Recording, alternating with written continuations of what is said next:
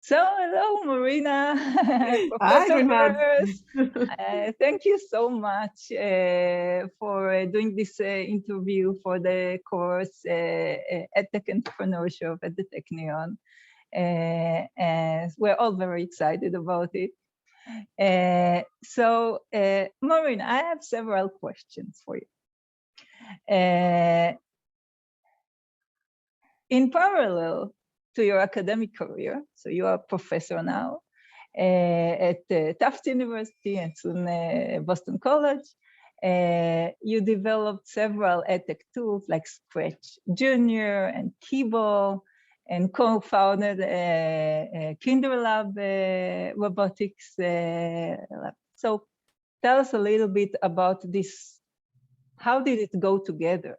Yeah.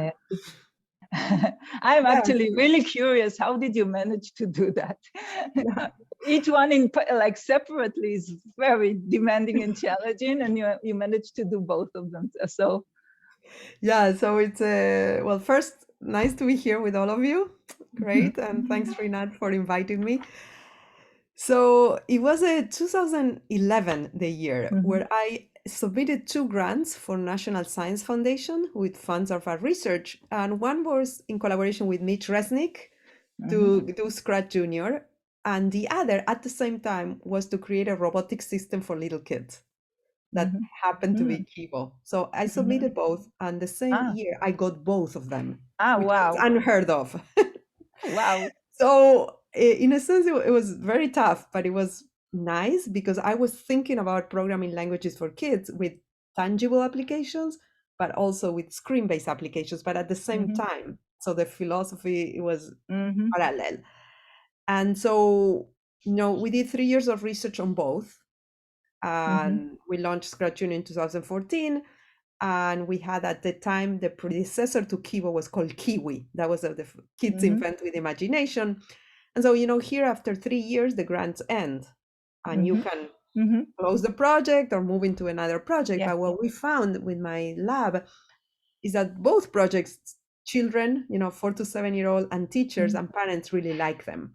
mhm, And so for Scratch Junior, it was a little bit easier because there's a Scratch Foundation, and we went to the Scratch Foundation, and they support all the work with Scratch. And because Mitch Resnick was involved with Scratch and Scratch Junior, they say, no worry, we will keep supporting Scratch Junior after the grant is over. And ah, we wanted to make sure that Scratch Junior was always going to be free for yeah. everyone, and Scratch Foundation is committed to keep it free. Uh-huh. So we had offers from companies that wanted to buy it, but they will charge for it. And we said no. So for us, it's very important that what we create in academia goes out into the world, not just a prototype. So that was the venue of Scratch Junior. And we were lucky to have the Scratch Foundation, who still until today supports our work. It did not support the initial development work, but Mhm, yes, they're keeping it up. mhm, And so that's Scratch Junior. But Kibo was a different story. It was called Kiwi. It was done in my lab, 3D printed. We made 60 of them. We tested them out. There was no Kibo Foundation. So a bunch of teachers said to me, well, we want to buy the prototypes so we can keep using them. So I was like, oh, sure. I called the office at my university at Tufts. I said, oh, can we sell these prototypes that we 3D printed in our lab? And they say, no way, we're a university. We are not, huh, we cannot sell things that you mhm, produce here. So I said, well, so what do I do? Because they wanted to keep using them. mhm. And so I called my program officer at National Science Foundation and I said, look, I have this problem. My research has been successful. We don't want to close the project. And the grant ended. How can we make this happen? He said, oh, just, you could give teachers 3D printed instructions and they can build it. I said, these are kindergarten teachers. They cannot 3D print their circuits and their keyboards. He said, well, there is NSF has a branch that's called SBAR, Small Business Mm, Institutional Research, where they mhm, will, it's very hard to get SBIR, mhm, but you can apply for that, but you will need mhm, someone that knows business. And what they do mhm. is if you get the grant, is over $1 million free Okay. money that you could use to commercialize your research.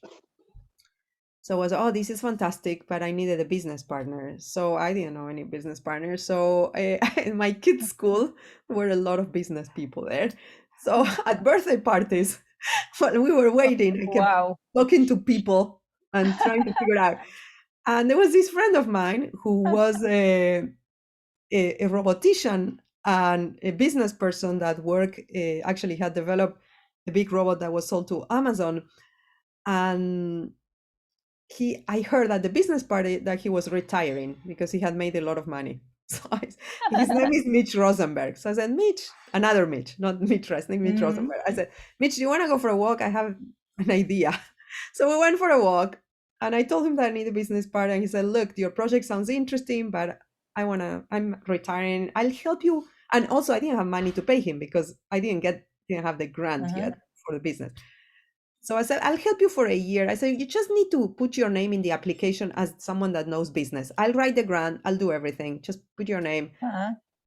This was for a small pre-grant. And if we get it, it was 150,000 first. If we get it, then we can talk. I can pay you something. He said, sure, just put my name. Here's my CV. So I applied, I did all the work, and we got it. And it was 150, was enough to get us started and my friend to get excited. So we started working with that. And then we said, okay, now we're going to apply for the big one, the 1 million. And it was very hard, extremely hard, because you don't have this institutional support that you have to write a grant at the university.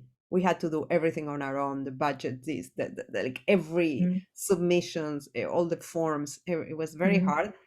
We were in the basement of my house and we got this big grant, and that basically launched KinderLab. So I was able to pay, I co-founded it with Mitch. We learned all about the business and how you have to structure a business. We hired lawyers, and KinderLab was started in 2014.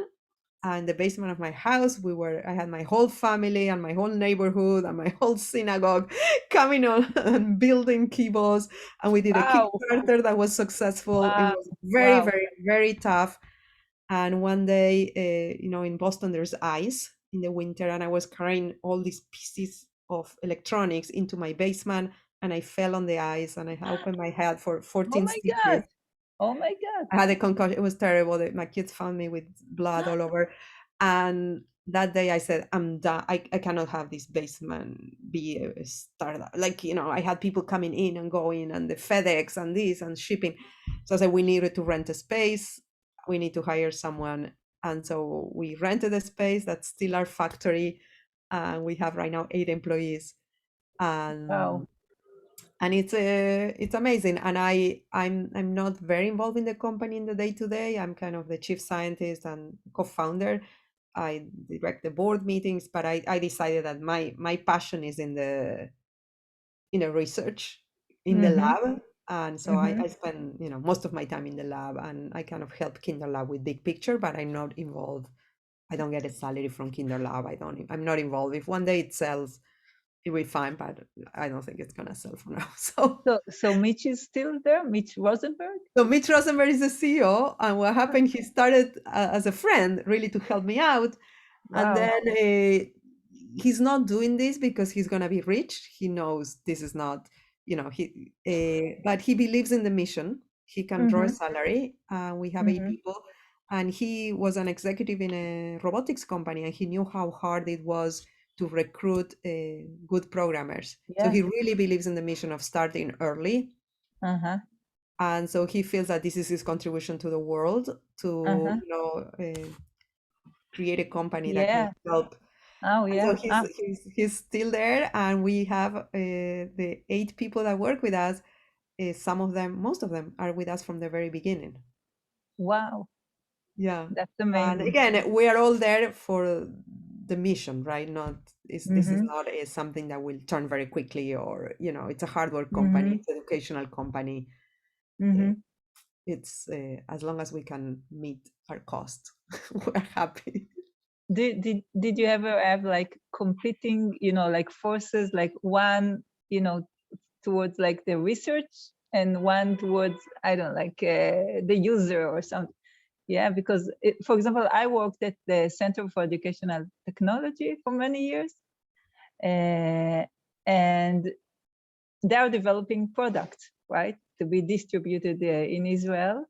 And sometimes to make this product work, you have to compromise on the research, for example, Oh, yes, yes, yes. Actually, yes, this is a great question, Renata. And this reminds me, before finding Mitch, I was Mm-hmm. shopping for CEOs. So, my PhD was at MIT, and MIT has a great support to start Yeah. companies. So I Mm-hmm. went to them and they assigned Mm-hmm. me mentors and they introduced Mm-hmm. me to potential people who could serve as Mm-hmm. CEO.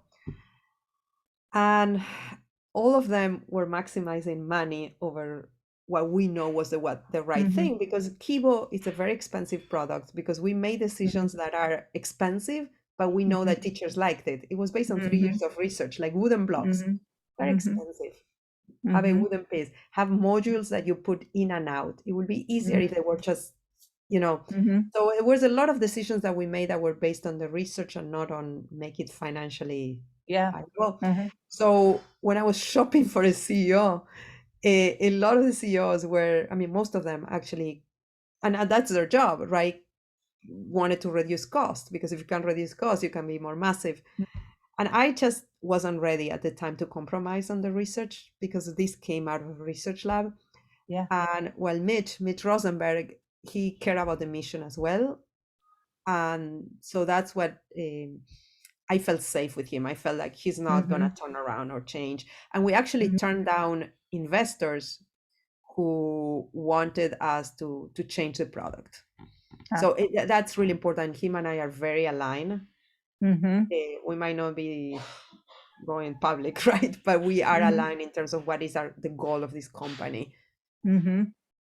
Mm-hmm. Yeah, and we do have one investor, and this is someone who, just one, is someone who believes in the mission and is not interested in.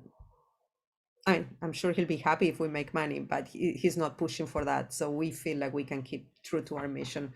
And for me, the Uh-huh. day that it changes, I'll be out, because I don't, you know, Yeah. yeah. Uh-huh. Maybe it's Amazing. old fashioned, but Super interesting. yeah. And was it like about the same kind of process with Scratch Junior? Well, Scratch Junior was a lot easier, because Scratch Junior, it's not like a company where we need to worry about selling so we can keep Mm-hmm. building, right? Mm-hmm. Tablets are Ah, yeah. easy. Software is a lot easier than Yes, hardware. right, right, right. But still, you need money to pay for software developers. But the Mm-hmm. Scratch Foundation has been extremely generous and amazing, and they do believe in Scratch Junior. And Mm-hmm. actually, now that I'm moving to Boston College, we're even going to be making a tighter connection, Mm-hmm. because it's been too many years that we have not changed or updated Scratch Junior, Mm-hmm.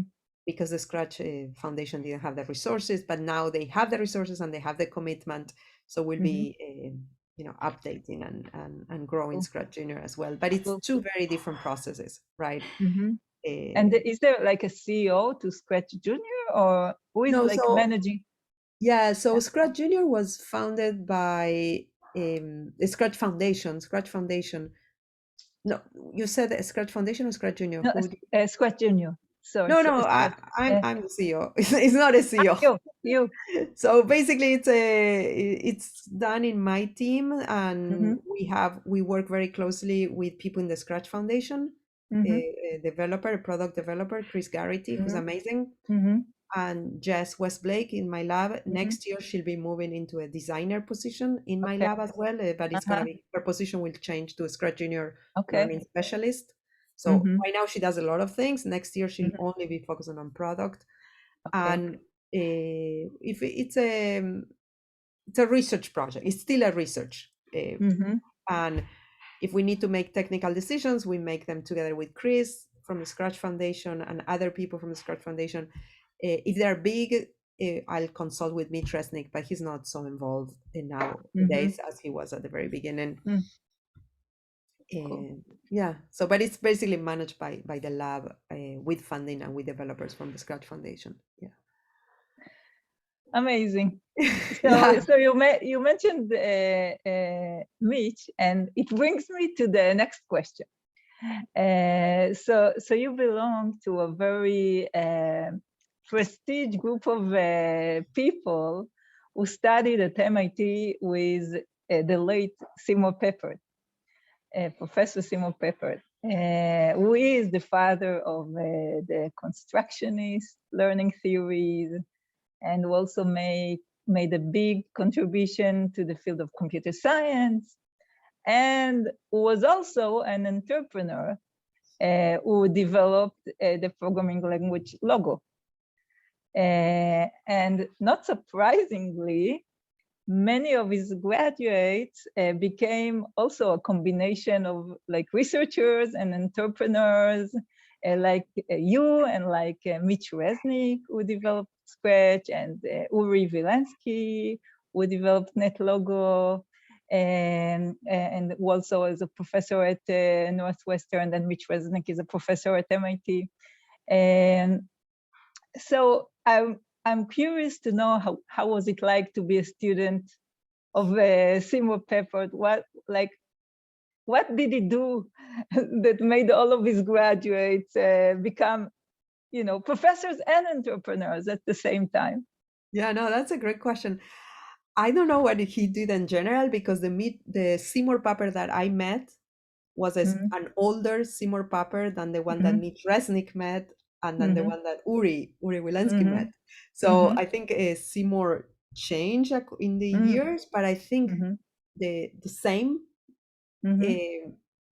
is that he really believed in educational change. And constructionism is more than just bringing computer science into the classrooms. Constructionism at the heart is really about how do we rethink what learning is and where learning can happen and how it can happen. And we use computers and programming as an excuse to really rethink learning and think about the learning of the future and learning in different ways. And if we want to make, so it's really, it's about educational change. And you cannot do educational change just with prototypes that come and go based on your research funding. If you really want to make educational change, you need to have a technology or a programming language that stays, that is robust enough, that has staying power in a classroom, in a school, in a system, because schools are slow adopters and teachers are slow adopters. So your technology cannot be changing after 3 years, right? And so I think that's what Seymour gave to all of us, that we all believe in the need of educational change, and to make that change happen, we cannot, educational change is slow. So our technologies need to stay, need not to change in a sense. And so if you look at all of us, Mitch, Uri, myself, we created technologies that could be used in the classroom and stay in the classroom. And also, that's one. And the other is Seymour was a visionary, and he really understood that early on with Lego and with Lego Mindstorms. Yeah. So, right. when I was a student at the Media Lab when Lego was funding what later became Lego Mindstorms. But at the Media Lab was a red brick that we used to play and test. My job was to test it with kids. Wow. And so from the very beginning, we saw how the importance of establishing relationships with people who are already in the world doing things. And I think is basically the belief that the job of us academics is not just to stay in the ivory tower, is to bring things down and to make them as easily to be adapted and used by teachers who are not going to be computer scientists in the classroom. And I think it also it goes around and MIT in general, right? To make like a yeah, there is another thing. So there is a culture of innovation, right? And innovation for change, not as just innovation for the sake of innovation. And again, when I was a student, it was early. So 95, 96, 90, I finished in 2001. So the culture of startups wasn't as high as right now. It was, we didn't talk about startups. Nowadays, everything is about startups, right? But at the time, it wasn't something we talked that much. So when Seymour Papert developed Logo, what like? It wasn't a startup. It was I think they created a Logo Foundation. Okay. And they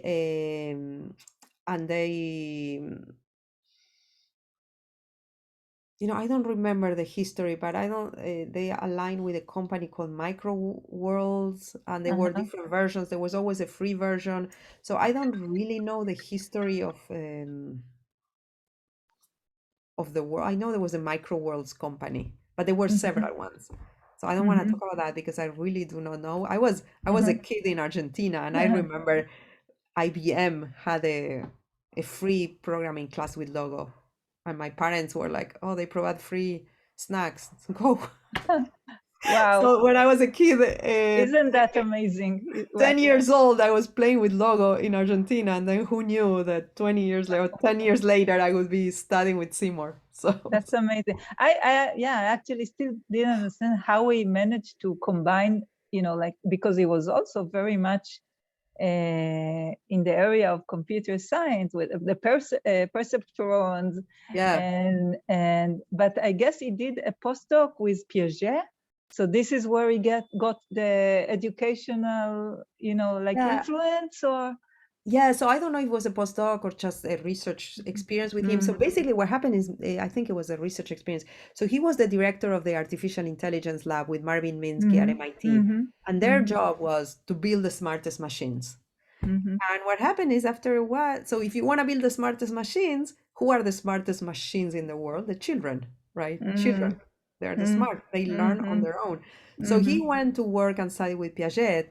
I think it was after, not a postdoc, just Ah, later, just to interesting. understand his Yeah. methods and understand more about how Piaget thinking about taking that Ah, to AI. ah, What happened is somewhere along he realized, you know what? I need to change. I'm going to change my project. If we want to make smart machines, we need to make smart kids. ow. And so he changed things around and said, you know what? Uh, I want to create a programming language. Imagine he's talking about the 60s, 1960 That, computers are it's huge. unbelievable. There were no personal computers No then. personal computers. Computers were big. Unbelievable. Like, and he Yes, said, well, you know what? I'm going to create a programming language for children. So children will become smart and program the machine. So he turned the equation.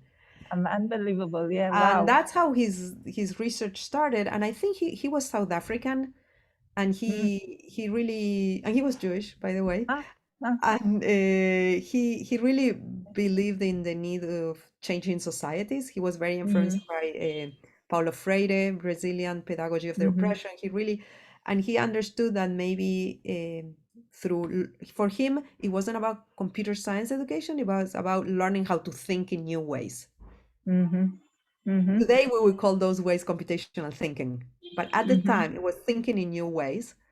And so he mm-hmm. felt, well, if we can think in new ways and learn how to act in new ways by doing things differently, we can change the world. And so he was motivated because of his experience, right, with the apartheid and experience in the world in general, that we needed to change the world. And It's his but contribution was going to be through bringing this new way of thinking.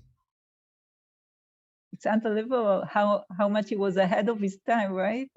Ahead of his time, ahead of his time. Because he used like programming really as a tool and not as a goal. Like now in many projects, the programming is a goal. Yeah, kids need to know how to program. And this is like the goal, but no, you can actually use program to do many things, right? Right, To right. The goal express is to not express yourself and to. right. I mean, but he Mm-hmm, always cared. If you look at Logo, he was a mathematician by mm-hmm, training. So yeah, Logo was developed to really right. Yes, understand math land. yes, yes. However, Uh-huh. he had Mm-hmm, features in Logo that will help you express yourself. You in mm-hmm, the very early versions, you still had color. You mm-hmm, still could play with geometry, and create your own things. So for him, personal expression was at the very care. mm-hmm, And again, I'm talking about him, but it was really a group of people. It mm-hmm. wasn't. It was Cynthia. I forgot her last name. Oops. Well, there was a Bristol. what? Bristol? No, no, no, no. She wasn't. Mm, No, no, no, no. mm, Cynthia. Ah, one of those old moments. mhm, But it mhm, wasn't just Seymour. Seymour was the face and it's like me. mhm, I'm the face of Scratch Junior, but it's not just me. It's a lot of people. So mhm, Seymour, they work with colleagues at Bolt, Baranak, and Newman, mhm, Billy Farswig, and there was a bunch of people in the mhm, logo team. And amazing. I didn't know that story, Marina, about the motivation to go to Piaget. So that was like super interesting for me. So Cynthia Solomon. Solomon. Yeah. So she was very involved from the very beginning. And she was a teacher, so it was really influencing. So I want to ask you, what advice can you give for someone who is into, funding an edtech company? Yeah, so I will say you have to be very clear on your mission and what you're ready to give up and what you're not ready to give up. And then this is not a solo person story. You will need others, right? And so who's going to be your team is really, really important to the success of your company. And really making sure you're aligning, have the really hard conversations early on. What do you believe in? What do you want? What you don't want? Just have those really hard conversations. It's like a marriage, but it's multiple marriages because you're talking about lots of people, and you need in a marriage usually you don't have the hard conversations early on because they come as you go. But I would say here in a company, you really need to think about the worst scenarios. What if this and what if, and that will help you shop for your team. So I will give you those advice. It's the people and it's the vision, and then of course the hard work and the business plan and all of that.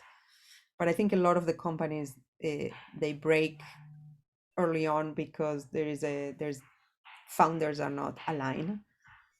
And actually there's a wonderful book that I recommend. It's called The Founder's Dilemma. So if people want to look at it, the founders,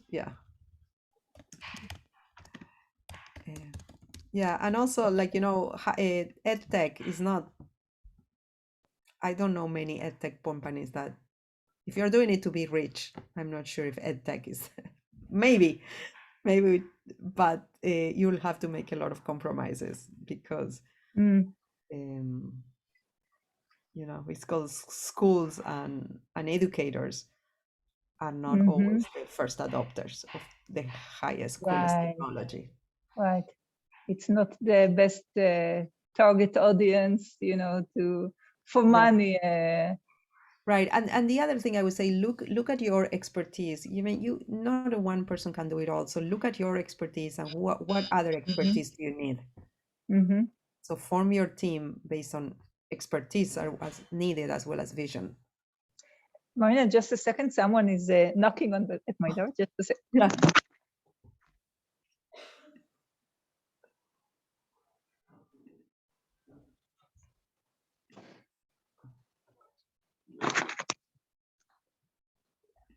Sorry, my son came back home.